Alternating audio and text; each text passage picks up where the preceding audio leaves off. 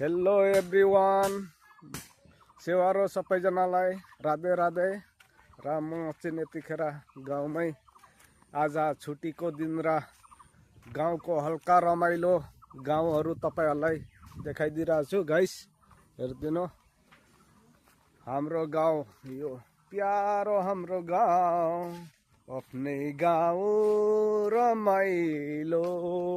हेर्नु चारैतिर हाम्रो गाउँ प्यारो प्यारो हाम्रो गाउँ हेर्दिनु गाइस। एभ्रिवान सबैले मेरो युट्युब च्यानललाई सब्स्क्राइब गर्नु होला हजुरहरू, तपाईहरुलाई धन्यवाद। सब्स्क्राइब गर्नुभयो भने हेर्नु हाम्रो गाउँको फिल्ड स्कुल फिल्डहरू गाइस हेर्दिनु। चारैतिर हरियाली, अहिले बर्खाको मौसममा अलिकति सबै घाँस गसनीले पनि रूप फेरिसकेको छ गाइस। हेर्दिनु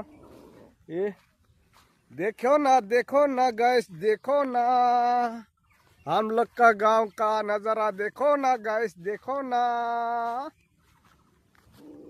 यहाँ चाहिँ हाम्रो बाटो बनाउनको लागि यहाँ गिटी ढुङ्गाहरू सबै राखिदिएको थियो र यति नै उब्रिसकेको छ, बाटो पनि कम्प्लिट भइसकेको छैन गाइस। एभ्रिवान सबैलाई मैले देखाइदिइरहेको छु र यति नै बाँचेको छ, हाम्रो बलुवाहरू गिटी ढुङ्गाहरू यति नै बाँचिसकेको छ र हाम्रो बाटो पनि कम्प्लिट हुनु आँटेन अझैसम्म। बर्खाको मौसम आयो, हिलो कादो हुन्छ भनेर तराई छ हामीलाई हिँड्नु पनि गाइस। देखो न गाइस, देखो न।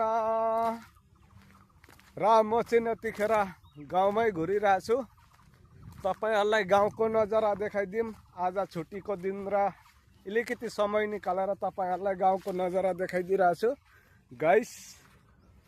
माघ फागुन पनि सकिनु आँट्यो, हाम्रो बाटो सकिनु आँटेन बनाएर र तपाईहरुलाई देखाइदिइरहेको छु हाम्रो दाइको यो दोकान गाइस। एभ्रिवान सबैलाई देखाइदिइरहेको छु हाम्रो गाउँको दोकान पनि छ यहाँ।